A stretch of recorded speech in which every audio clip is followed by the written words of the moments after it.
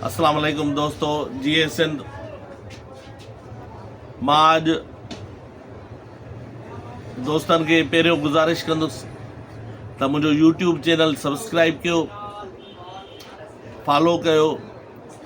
तव्हांखे पंहिंजो उन ते मुंहिंजूं तकरीरूं मिलंदियूं, सिंध जे मौजूदा सूरत हाल ते तज़ियो मिलंदो ऐं सिंध जी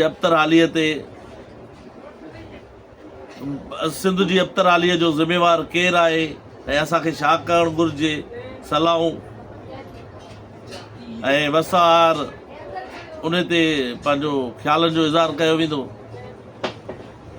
मां अॼु जे वीडियो में मुखातिब थींदुसि सिंध जे लीडरान सां, सिंध जे क़ौमपरस्त लीडरान सां, सिंध जे हॾ ॾोखी लीडरान सां, मोहतरम अयाज़ लतीफ़ पलीजो साहब सां, मोहतरम राशिद ममून सुमरो साहब सां, मोहतरम ज़ैन शाह साहब सां, मोहतरम हलीम आदिल शेख साहब सां, मोहतरम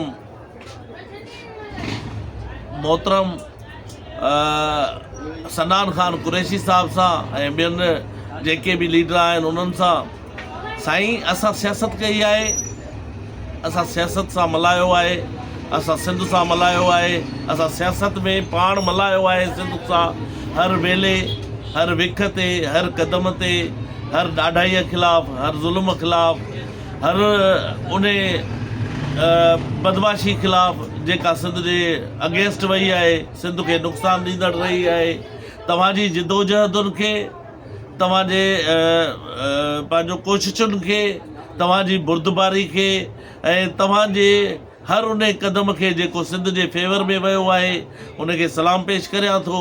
ऐं सिंध मञे थी, सिंध क़बूल करे थी ऐं मां सम्झां थो त सिंध तव्हां सां सदाईं साथ ई ॾिनो आहे, तव्हांखे क़बूल करे तव्हां सां गॾु बीठी आहे। उन हुकुमरान तबिके जे ख़िलाफ़ बि गॾु बीठी आहे जंहिं सिंध जे नाले ते सिंधियुनि जे वोट जो नालो वठी ऐं सिंध जो इस्तेहसाल करे मुक़्तदिर कुवतुनि जी वाठागिरी करे, उन्हनि जी चमचागिरी करे सिंध जो इस्तेहसाल कयो आहे। उन जे ख़िलाफ़ बि सिंध तव्हां सां गॾु बीठी आहे। कारूंजर हुजे, कींजर हुजे, गोरख हुजे, रोड रस्तो हुजे पंहिंजो सिंध जो, उते जेकॾहिं तव्हां कंहिं बि एहतजाज, कंहिं बि धरणे, कंहिं बि हड़ताल जो सॾु ॾिनो आहे त सिंध अव्हां सां निभायो आहे, अव्हां सिंध सां निभायो आहे। उन ते अव्हांखे ख़िराज तहसीन पेश था कयूं। बिल्कुलु ही वक़्तु आहे मुतहिद थियण जो, मुतहिद थी विहण जो ऐं मुतहिद थी आॾो अचण जो।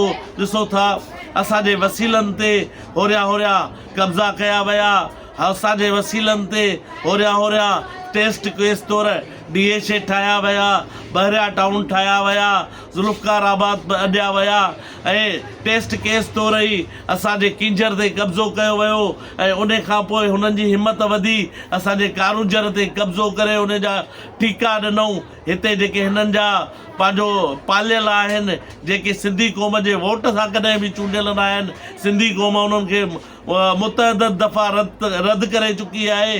उहे सिंधी क़ौम जे वोट सां चूंडियल न आहिनि, पर उन आशीर्वाद सां चूंडियल आहिनि जिते ही हुकूमत हले थी, जिते हिन महिल वफ़ाक़ी हुकूमत हले थी। 17 सीटूं खटी हुई, वफ़ाक़ में हुकूमत ठाहियूं वेठी आहे। ही उन्हनि जे आशीर्वाद सां सिंधी क़ौम जो इस्तेहसाल कंदा रहिया आहिनि, उन्हनि जा बाहुबली थींदा रहिया आहिनि। ही सिंध जो नुमाइंदो सदाए उन्हनि जा नुमाइंदा रहिया आहिनि, उन्हनि जा ब्रोकर रहिया आहिनि। हिननि सिंधियुनि जो ऐं सिंध जे वसीलनि जो रेट लॻाए इक़्तिदार वरितो आहे, कुर्सीअ खे बाकुर पातो आहे। हिननि न अवल सिंध जी ख़िदमत करण जो सोचियो हुयो, न ई हिननि मां हाणे उमेद रखूं था, पर ख़ुदा रा सिंध जा लीडर साहिबान, मां सभिनी सां मुखातिब आहियां।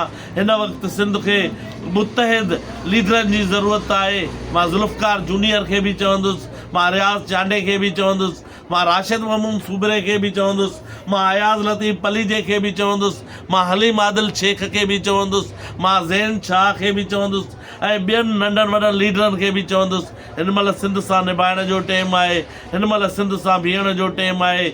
मुतहद थियो। हिन वक़्त ताईं जेके तव्हां हिकमत अमलियूं अपनायूं आहिनि असां उन्हनि खे बि ख़िराज तहसीन पेश था कयूं, पर हिन वक़्तु जेका सिंध हिकमत अमली अॾे ऐं बबरलूर में वुकला जे धरणे जे शिकिल में आॾो आई आहे, उन में बि तव्हां खां उमेदु रखूं था तव्हां नंढा नंढा पंहिंजा जलसा जुलूस कमकार ॿिया ॿाहिरिनि वारा मामला माना नाइबनि जे हवाले करे वाइस चेयरमैननि जे पार्टियुनि जे हवाले करे ऐं बबरलूर में अची सिंध सां गॾु बीहंदा, उते तय कंदासीं त छा थियणु घुरिजे। रुगो बबरलूर जो धरणो ई कम जो आहे या असांखे कश्मीर वारो दग बि बंदि करणु घुरिजे, असांखे कमू शहीद वारो दग बि बंदि करणु घुरिजे। मां सम्झां थो आमिर नवाज़ सिंधी जेको हिन महिल मल्हायो आहे उहो सिंध खे हिन वक़्तु उन जिदोजहद उन माना हिमत जी ज़रूरत हुई जंहिं आमिर नवाज़ सिंधी मल्हायो आहे। मूंखे यादि पवे थो असांजो लोक फनकार अल्लड़ फ़क़ीर जॾहिं आख़िरी भेरो बिटाईअ ते हाज़ुरी ॾियणु वियो हुयो त उन खां कंहिं पुछियो हुयो त तव्हां छा था सम्झो त सिंध ख़ुशहाल थींदी। मां सम्झां थो त ढकियल लफ़्ज़नि में ॻाल्हायां थो त सिंध ख़ुशहाल थींदी। छा था सम्झो त ख़ुशहाल थींदी? त अल्लड़ फ़क़ीर चयो हा सिंध ख़ुशहाल त थींदी, पर हीअ असांजा जेके मौजूदा लीडर आहिनि उन्हनि जी कोशिशुनि सां न थींदी। नओं विलविलो, नओं जोश, नओं माण्हू, नवां अज़म पैदा थींदा ऐं उन्हनि सां सिंध पंहिंजो ख़ुशहाल थींदी। हीउ उहो वक़्तु आहे। मां चवां थो सिंध सां अचो, सिंध जी ख़ुशहाली में पंहिंजो हिसो ॻंढियो, पाण खे अमर कयो, पंहिंजी सियासत खे अमर कयो, पंहिंजी जिदोजहद खे अमर कयो, पाण खे अमर कयो। आख़िर में हिकिड़ो पैगाम ॾियणु चाहियां थो, कुझु देरि खां पोइ अॼोके ॾींहुं छंछर जे ॾींहुं ऐं 26 अप्रैल 2025 ते अॼोके ॾींहं ते शाम जो कुझु देरि में असां वटि हिकिड़ो प्रोग्राम रखियो वियो आहे सिंधू बचायो इतिहाद जे तरफ़ां। सॼी आवाम खे ॿुधाइणु चाहियां थो कंबर में जेको पंहिंजो सिंध आबादगार फोरम जे अॻुवाण मोहसिन काज़ी ऐं सरदार मोहम्मद अली हकड़ो साहब जेको PTI ज़िले कंबर शदादपुर जो सदर आहे, उन जी ऑर्गेनाइज़ेशन